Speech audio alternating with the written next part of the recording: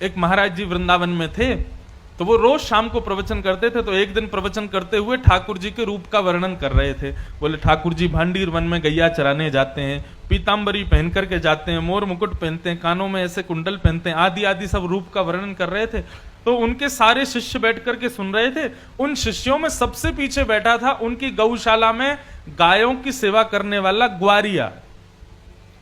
और वो ग्वारिया इतना सीधा था, इतना भोला था कि सब लोग उसको प्यार से भोंदू बुलाते थे। क्या बुलाते थे? भोंदू किसको कहते हैं? जो बहुत भोला होता है उसको भोंदू कहा जाता है। तो गुरुदेव तो प्रवचन करते थे, लेकिन भोंदू जो था ना, उसको ऐसा लगता था कि गुरुजी कोई 2-3 हजार साल पुरानी कथा नहीं सुना रहे हैं, शायद रोज ऐसी लीला होती है वृंदावन में और गुरुजी हमारे उसी को सुना रहे हैं। आज जब गुरुजी ने बताया भांडीर वन में ठाकुर जी गैया चराने के लिए जाते हैं, भोंदू ने जैसे ही सुना, सुन करके भोंदू को लगा मैं भी तो भांडीर वन जाता हूं गैया चराने। अरे उसी भांडीर वन में मैं भी गैया चराने जाता हूं और गुरुजी बता रहे हैं उसी भांडीर वन में ठाकुर जी गैया चराते हैं, लेकिन मुझको तो कभी दिखे नहीं। शायद मैंने कभी ध्यान नहीं दिया होगा। अब गुरुजी ने बता दिया, अब कल से भांडीर वन जाऊंगा तो वहां खोजूंगा, ठाकुर जी भी आते हैं, गुरुजी बता रहे हैं। उसका इतना विश्वास गुरुजी की बात पर कि उसको लगा कि ठाकुर जी आज भी आते हैं भांडीर वन। अगले दिन गैया चराने के लिए भांडीर वन गया, तो भांडीर वन में गैया सब घूमने लगी और वो यत्र तत्र सर्वत्र वृक्षों के नीचे, सघन कुंजों में, जंगलों में जाके ठाकुर जी को खोजने लगा। गुरुजी हमारे झूठ नहीं बोलते, गुरुजी सही बोल रहे हैं, यहीं पर गैया चराने आते हैं ठाकुर जी।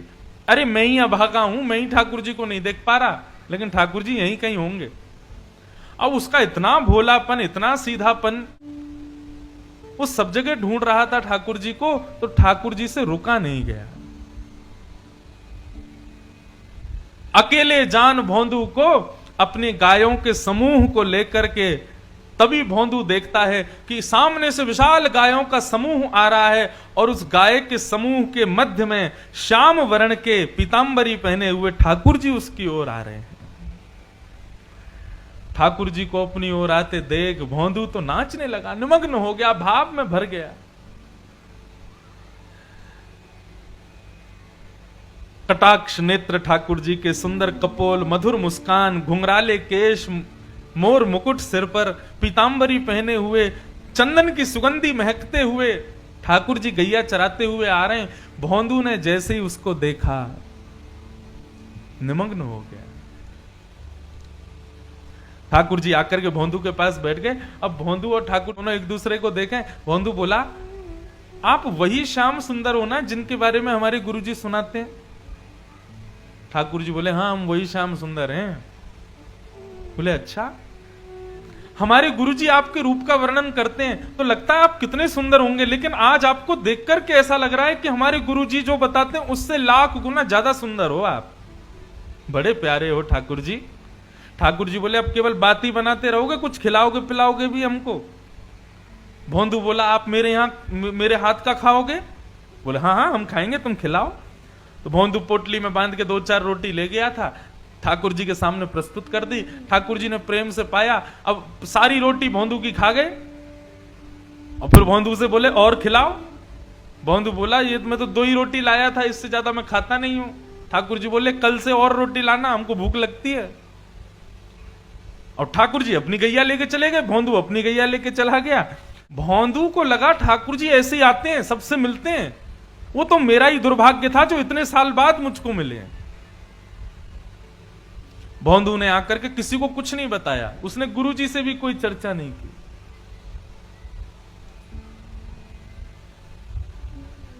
दूसरे दिन जैसे ही भोंदू जाने लगा, ज्यादा रोटियां ले गया, ज्यादा सब्जियां ले गया। तो रसोई घर के जो महाराज जी थे उन्होंने जाकर के गुरुजी को बताया। बोले, गुरुजी आज तो भोंदू इतना सारा भोजन लेकर के जा रहा है। गुरुजी आए, आकर के बोले, भोंदू तुम तो इतना नहीं खाते, किसके लिए लेके जा रहे हो? तो भोंदू ने सहज भाव से कहा, बोले, गुरुजी मैंने आपको बताया नहीं, लेकिन मैं जहां गैया चराने जाता हूं ना भांडीर वन में, वहां ठाकुर जी भी आते हैं अपनी गैयाओं के साथ। कल आए थे। मेरे से रोटी मांग रहे थे तो मैंने 2 रोटी खिला दी, तो ठाकुर जी को कम लगी, इसलिए मैं ज्यादा लेके जा रहा हूं। तो ये ज्यादा पुरानी नहीं, 60-70 वर्ष पुरानी बात है। गुरुजी बोले, भोंदू कौन आता है भांडीर वन में? बोले ठाकुर जी आते हैं। बोले कौन से ठाकुर जी? बोले वही ठाकुर जी जिनकी आप कथा सुनाते हो। गुरुजी बोले सच में ठाकुर जी आते हैं? बोले हाँ। अच्छा बता तो सही कैसे दिखते हैं वो? ऐसे कोई बालक मुकुट उकुट पहन के आ गया होगा, तुझको पागल बना रहा होगा? बोले नहीं गुरुजी, मैं बताता हूं ना, बिल्कुल कमल जैसे उनके नेत्र हैं, जब वो मुस्कुराते हैं तो ऐसा लगता है मोतियों जैसे उनके दांत हैं, कानों में ऐसा कुंडल पहनते हैं, और गुरुजी सबसे बड़ी बात, वे जब चलते हैं ना तो वो बाकी अदा से चलते हैं, और उनके पैर जब पृथ्वी पर पड़ते हैं ना, उसके बाद जब जैसी पैर हटाते हैं तो पृथ्वी पर एक अद्भुत सी सुगंधी सी उगने लगती है, एक अद्भुत सा दृश्य प्रकट हो जाता है पृथ्वी पर।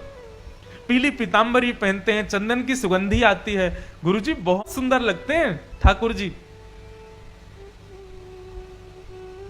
बंधुओं, जो सीधे लोग होते हैं ना वो झूठ नहीं बोलते, चतुर लोग झूठ बोलते हैं। गुरुजी ने मन में विचार किया, कोई और मुझसे कहता तो मैं मानता नहीं, लेकिन भोंदू इतना सीधा है, ये झूठ नहीं बोल सकता।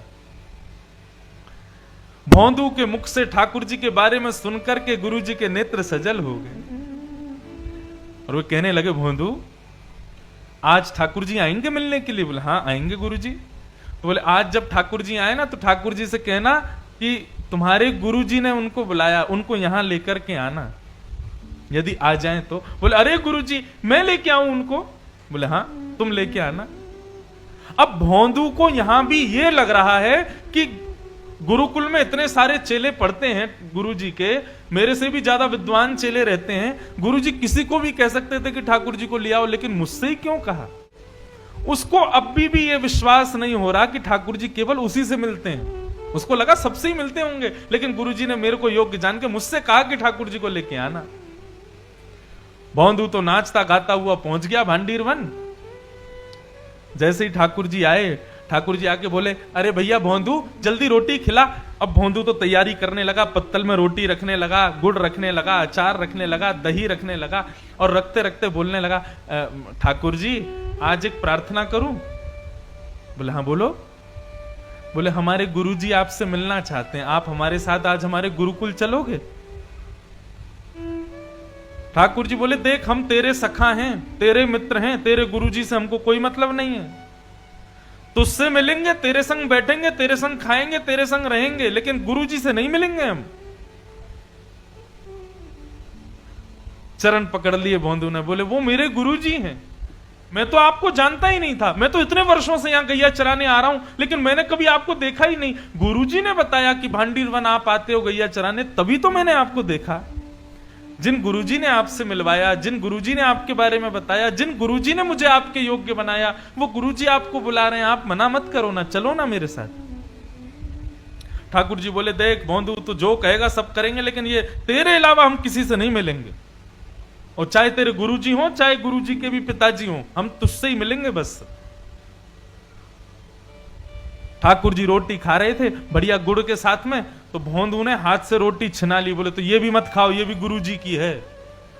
और पत्तल भी उठा ली, बोले ये भी छोड़ो, ये भी गुरुजी के यहाँ की बनी है, ये भी क्यों खा रहे हो?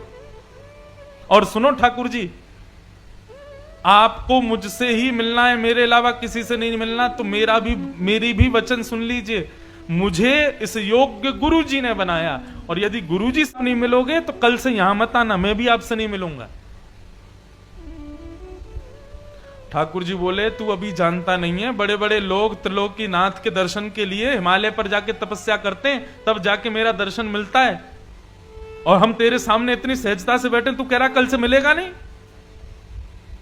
भोंदू बोला, मैंने तपस्या नहीं की, मैंने अपने गुरु की सेवा की, तो इसका मतलब यह सिद्ध हो गया कि लोग 1000 वर्ष तपस्या करके आपका दर्शन करते हैं, लेकिन मेरे गुरुजी के चरणों में 1000 वर्षों के समान तपस्या का फल है, मैं उनको प्रणाम करता हूं और उससे मुझे आपके दर्शन हो जाते हैं। ऐसे गुरु को क्यों नहीं मिलोगे आप? ठाकुर जी बोले, गुरुजी से नहीं मिलेंगे। तो फिर भोंदू बोला, ठीक है, तो आज से मेरी आपकी कट्टी, कल से मत आना यहां पे, मेरे गुरुजी के नहीं तो फिर मेरे भी नहीं आप। और भोंदू ने अपना सारी सामग्री उठाई, सारी गैयाओं को इकट्ठा किया और जाने लगा वहां से, भगवान को छोड़ जाने लगा। भगवान बोले अरे भोंदू रुक तो जा। बोले अब तो मैं तभी रुकूंगा जब आप मुझे वचन दोगे कि मेरे गुरुजी से मिलोगे। अगर आप ये वचन नहीं दोगे तो मैं नहीं मिलूंगा, मैं नहीं रुकूंगा।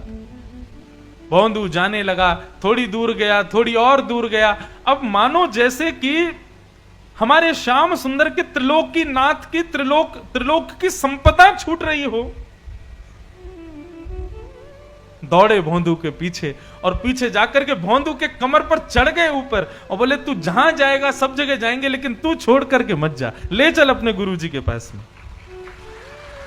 और आज आश्रम में बैठे गुरुजी राह तक रहे थे कि भोंदू आ रहा होगा गैया लेकर के। तभी क्या देखते हैं, असंख्य गायों का झुंड आ रहा है और उन असंख्य गायों के झुंड के बीच में भोंदू अपने कमर पर ठाकुर जी को उठा करके ला रहा है।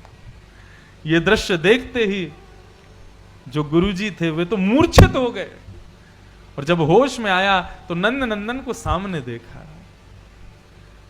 उठते ही जैसे ही ठाकुर जी को देखा, ठाकुर जी को प्रणाम नहीं किया, पहले भोंदू को प्रणाम किया। बोले तेरी भक्ति को प्रणाम करता हूं भोंदू, तेरी इतनी सरलता, इतनी सहजता, इतनी कोमलता कि तेरा नाम भी कोई तेरे को नहीं बुलाता, सब तेरे को भोंदू भोंदू बुलाते, इतना सीधा है तू।